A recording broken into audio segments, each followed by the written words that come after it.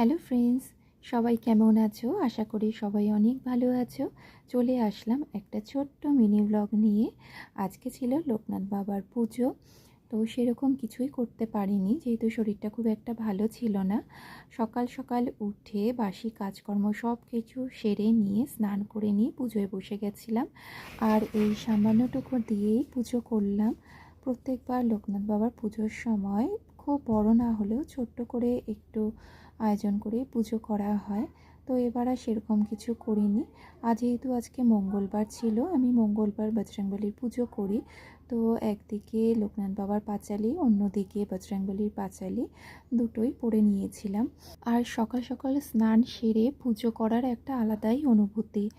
তো এইটুখানি জাস্ট করেছিলাম। সাগর জয় কপি শ্রী লঘুজগর রামদূত দলিত বলতম অঞ্জলিভূত বর্ণসুত নামা মহাবী বিক্রম বজরঙ্গী কুমতি নিবাস সুমতি সঙ্গী কাঞ্চন বরণে বিরাজ সুবেশা কানন কুণ্ডলে কুঞ্চিত কেশা হাত বজ্র ধ্বজে বিরাজয় কাতি মুজয় সাজয় শঙ্কর সুবর্ণ কেশরী নন্দন তেজ পোতামহ জগ বন্দন করিয়া যত দেব দেবীগণ বন্দিলাম বাবা লোকনাথের চরণী বাবা পাঁচালী তব করিব কীর্তন ভক্তিভাবে সবে ভাই করব শ্রবণ 24